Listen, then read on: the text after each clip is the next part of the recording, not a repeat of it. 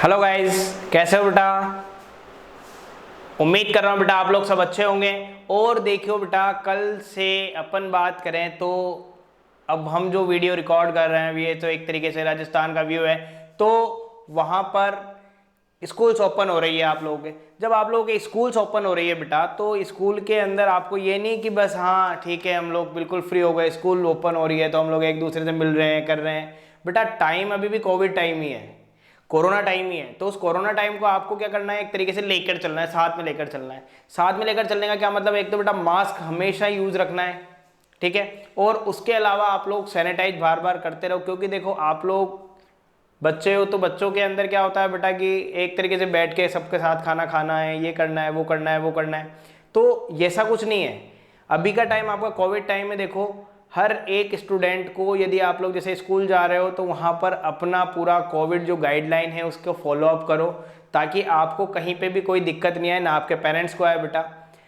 और इसके अलावा हम लोग बहुत ट्राई कर रहे हैं कि आप लोगों को संभव अचीवर जो हमारा प्लेटफॉर्म है उस पर ही अच्छे से अच्छी वीडियोस रिकॉर्ड करके आप लोगों को प्रोवाइड करवाएं, ताकि आप लोगों को कोई टेंशन ना हो कि एग्जाम भी आ रहे हैं। जैसे सीबीएसई के अंदर टर्म 1 टर्म 2 दो एग्जाम हो रहे हैं बेटा, तो उन टर्म 1 और टर्म 2 के हिसाब से हम लोग क्या करके चलेंगे अब कि वही चैप्टर्स हम लोग लेके चलेंगे जो टर्म 1 के अंदर प्रोवाइडेड है या टर्म 1 के अंदर होंगे, ठीक है बच्चों। कोई प्रॉब्लम नहीं है, वो रहेंगे अपने पास कब, नवंबर के अंदर, ठीक है। 15 नवंबर के आसपास टर्म 1 होगा अपना, तो टर्म 1 के अंदर जो होंगे वही चैप्टर्स अपन यहाँ पर लेके चलेंगे बच्चों। और उसमें ऑब्जेक्टिव आ रहे हैं, तो जैसे ही चैप्टर होता है नेक्स्ट से, जैसे ही चैप्टर होगा तो आपके पास एक ऑब्जेक्टिव क्लास हम लोग प्रोवाइड करवाएंगे, ताकि आपको वहाँ पर कोई दिक्कत नहीं आए। आप लोग सीधा वहाँ पर ऑब्जेक्टिव टिक करने हैं अपने को। एग्जाम में यही है, इस बार कोई थ्योरेटिकल व्यू तो है नहीं सीबीएसई के अंदर, ठीक है। तो बच्चों अब हम लोग इसी सीक्वेंस में पढ़ रहे थे न्यूक्लियर रिएक्टर के, अपन ने लास्ट क्लास के अंदर पढ़ा था। अब जो हमारी आज की क्लास है उसके अंदर हम क्या पढ़ेंगे, न्यूक्लियर फ्यूजन। फ्यूजन क्या है, ठीक है बच्चों। और इस तरह की अट्रैक्टिव वीडियोस को देखने के लिए बेटा हमारा जो ऑनलाइन प्लेटफॉर्म है संभव अचीवर, उसको लाइक कमेंट और सब्सक्राइब करना ना भूले, और बेल आइकन को तो कंफर्म प्रेस कर दो, ताकि कोई भी वीडियो आए तो आपको पहले उसका नोटिफिकेशन मिल जाए बच्चों। कोई प्रॉब्लम नहीं है बेटा। यहां तक तो रही अपनी एक वर्ड व्यू की बात। व्यू के बाद में अपन बात कर रहे हैं जो अपना टॉपिक था। क्या है बच्चों टॉपिक, टॉपिक है अपना कौन सा, टॉपिक था न्यूक्लियर फ्यूजन। तो देखो न्यूक्लियर फ्यूजन क्या है, ये रहा आपके पास न्यूक्लियर फ्यूजन। न्यूक्लियर फ्यूजन के अंदर क्या हो रहा है, देखो दो न्यूक्लियस मिल रहे हैं एक दूसरे से, और एक लार्ज न्यूक्लियस, ये दोनों मिले, लार्ज न्यूक्लियस हो रहा है यहाँ पर कोलाइज। तो एनर्जी आप लोगों को मीट हो रही है, एनर्जी दिख रही है आप लोगों की, एनर्जी किस तरीके से निकल रही है कंटिन्यू में, ठीक है। देखो हो रहा है एक्सप्लोजन, कोई प्रॉब्लम नहीं है बेटा। एक्सप्लोजन किस तरीके से हो रहा है भाई, दो न्यूक्लियस मिल रहे हैं, देखो ये दो मिले, ये रहे, और यहाँ पर देखो एक लार्ज न्यूक्लियस बन रहा है। क्लियर है बेटा। अब बात करते हैं होता क्या एग्जैक्टली, तो इसको किस तरीके से देखेंगे। देखो मैंने बोला न्यूक्लियर फ्यूजन, न्यूक्लियर फ्यूजन जिसे हम बोलते हैं नाभिकीय संलयन।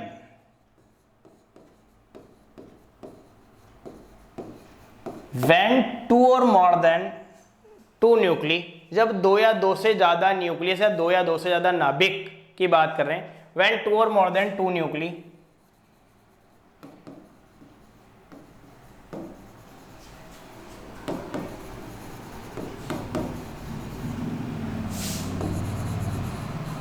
To nuclei are joint to each other, या कह सकते हो एड होना, ज्वाइन कर रहे हैं या एड होना भी बोल सकते हो।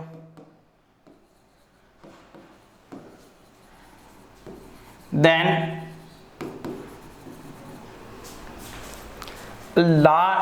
अ बिग न्यूक्ली इज फॉर्म्ड, इसे बोल सकते हैं फॉर्म्ड। जब दो या दो से ज्यादा नाभिक मिलते हैं तो एक लार्ज यानी कि बड़ा नाभिक का निर्माण करते हैं, या दो से ज्यादा एलिमेंट मिलते हैं तो एक बड़े नाभिक यानी कि बड़े परमाणु का निर्माण करते हैं, उसे हम कहते हैं नाभिकीय संलयन अभिक्रिया। जैसे यहां पर मैं बात करके चलूं बेटा, 1H2 + 1H2 दोनों हाइड्रोजन के मिले, क्या बनाया है इन्होंने, इन्होंने यहां पर जो बनाया है वो ये है, 1 और 1 कितना हुआ है 2, 2He4, यदि हम लोग देखें तो भाई 1s2 को मिलाया तो मैंने क्या बोला 2He4 बन गया, प्लस साथ में क्या बाहर निकल रही है, एनर्जी यानी ऊर्जा बाहर निकल रही है। यदि मैं इसको बोलूं 1H1 प्लस 1H1, ये रहा 1H1 प्लस 1H1, तो 1 और 1 2 हो गया। लेकिन यहां पर अपन बात करके चलते हैं 2 के लिए, तो कोई आइसोटॉप ही नहीं है भाई हीलियम का, 2He3 होता है या 2He4 होता है। तो बेटा जी 1 और 1 2 है, लेकिन यहाँ मैंने 1 किया, 1 और 1 2 है, या 2 किया बैलेंस है, तो फिर इसके बाद में क्या कर रहे हैं, 2 आ रहा है इधर, इधर 1 आ रहा है, तो 1E0 लिख दूं, plus alpha beta gamma decay के अंदर मैंने आपको बीटा डीके के अंदर मोस्ट प्रोबेबल बताया था बेटा, क्या बताया था कि जब भी इलेक्ट्रॉन निकलेगा एंटी न्यूट्रिनो बाहर निकलेगा, जब पॉजिट्रॉन निकलेगा न्यूट्रिनो बाहर आएगा। ऊर्जा, ये जो कण है ये पॉजिट्रॉन कहलाता है, पहले वाली क्लासेस के अंदर मैं समझा चुका हूं पूरा। ये है साहब न्यूट्रिनो, ठीक है, कोई इश्यू बेटा इसमें, कोई प्रॉब्लम नहीं है, अच्छे समझ आ रहा है यहाँ तक, कोई दिक्कत नहीं है। चलिए आगे नेक्स्ट, इसके बाद बेटा आता है कि न्यूक्लियर फ्यूजन की नेसेसिटी कंडीशंस क्या है, क्यों हो रहा है भाई न्यूक्लियर फ्यूजन। तो नेसेसिटी कंडीशंस क्या क्या है बेटा, आवश्यक शर्तें जिन्हें बोलते हैं। पहली शर्त है हाई टेम्परेचर प्रोवाइड होना चाहिए, होने के लिए high temperature, that is 10⁹ kelvin, इतने केल्विन उच्च ताप होना चाहिए बेटा नाभिकीय संलयन होने के लिए। सेकंड, 2 और मोर देन 2 न्यूक्लिय होने चाहिए।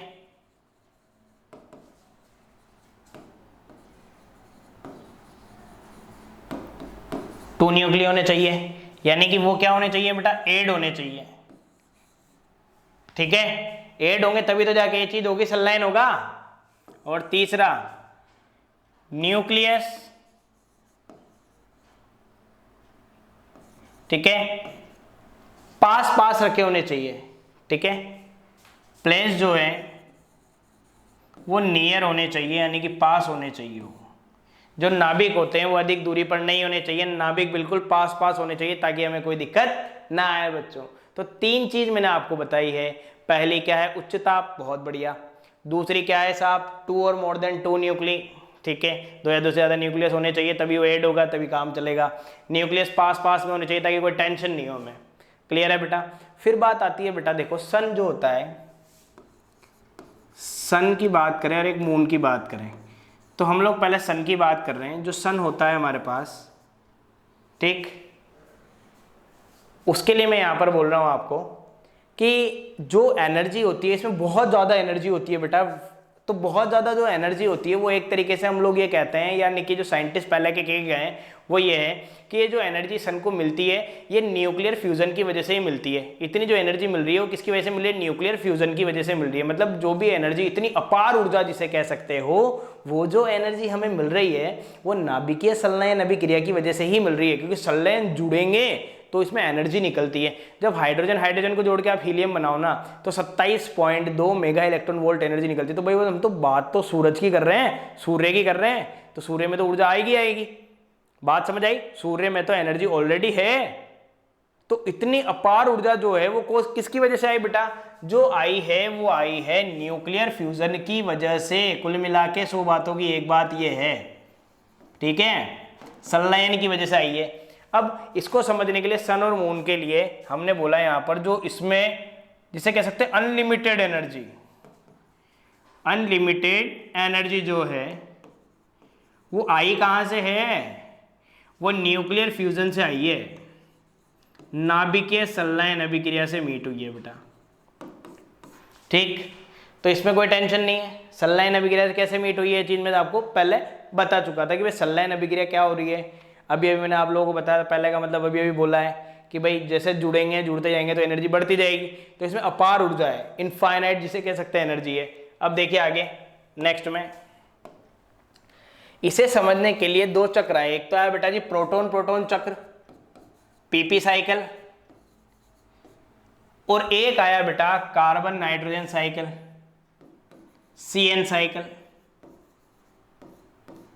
ये देखो कैसे, पीपी साइकिल का मतलब है आप या तो हाइड्रोजन बनाओगे या हाइड्रोजन के लिए आइसोटोप बनाओगे।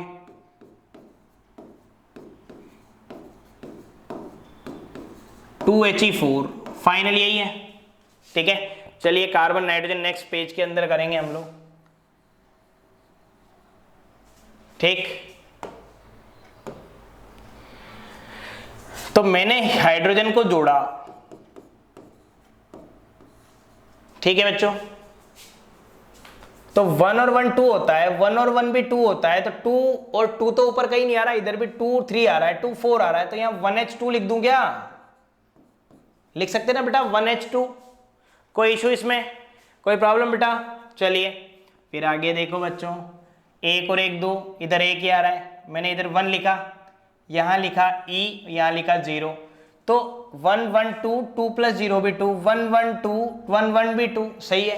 ये निकला पॉजिट्रॉन, तो न्यूट्रिनो निकलेगा, मैंने आप लोगों को बोला है, और ऊर्जा निकलेगी यानी कि एनर्जी बाहर आएगी। ठीक है, अरे जो बना इसको इधर काम में ले लो, 1H2 प्लस 1H1, अरे भाई 1 और 1 कितना हुआ? 2, 2 पे आया क्या? हीलियम, 2 और 1 कितना हुआ? 3, तो प्लस क्या बाहर निकली? एनर्जी बाहर निकली, ऊर्जा।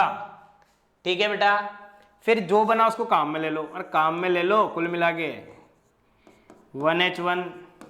अब काम में लेने का मतलब क्या है? यूज में लिया है इधर का उधर उठा के, 2 और 1 3 है, लेकिन मैं यहाँ पर हीलियम फाइनली फॉर्म्ड करना है, तो हीलियम फॉर्म्ड करना है, तो हीलियम बना लिया 2He4 प्लस 2 और 1 3, इधर 2 आ रहे हैं, इधर 1 लगाया, 3 और 1 4, 4 का 4 फुलफिल हो गया, तो बस पॉजिट्रॉन निकाल दो, plus new plus energy. Clear है बेटा? ये यहां काम में आ गया था, ये यहां काम में आ गया था, तो कोई दिक्कत है ही नहीं। बचा क्या? 1 2 3 4, तो 4 1H1 हो गया, (10)2, ये और ये तो काम आएगा, बचा 2He4 हो गया, प्लस 1E0 1E0 2 1E0 हो गया, न्यू न्यू 2 न्यू हो गया, प्लस साथ में क्या बाहर आ गई? एनर्जी बाहर आ गई, यानी कि ऊर्जा बाहर निकल गई। बताओ आप लोग, ये चीज समझ आई नहीं है बेटा? ये है आपके पास प्रोटॉन प्रोटॉन चक्र या हाइड्रोजन हाइड्रोजन चक्र। ठीक है बेटा, अब देखो नेक्स्ट जो अपने पास कंसेप्ट आता है वो क्या है? नेक्स्ट कंसेप्ट के अंदर अपन बात करके चले कार्बन नाइट्रोजन चक्र की। कैसे लिखेंगे इसको? ध्यान दो, इधर ध्यान दीजिए, कार्बन नाइट्रोजन साइकिल यानी कि CN चक्र बोलते हैं। सॉरी, अब ट्रिक ध्यान रखो, टोटल स्टेप है 6, 7वीं में आंसर आना है, 6 स्टेप 7वीं में आंसर है। तो 1 2 3 4 5 6, 7वीं में आंसर है। ठीक, अब यहां लगा दिया मैंने एरो, पहली दूसरी तीसरी चौथी पांचवी छठी, 6 स्टेज हो गए। ट्रिक बता देता हूं बेटा, ट्रिक ये है 1346 1 3 4 6 पे हाइड्रोजन जोड़ो। किस पे जोड़ना है? 1 3 4 6, 1 3 4 6। ठीक है बच्चों, अब जिन पे नहीं जोड़ा उन पे बाहर निकाल दो पॉजिट्रॉन को। 25 पे नहीं जोड़ा ना,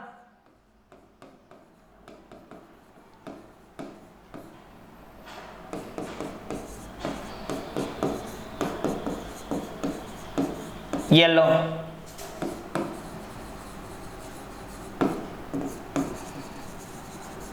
येलो। चलिए अब किस तरीके से देखेंगे, देखो देखना ढंग से। कार्बन जोड़ना है तो 6C12, 6C12।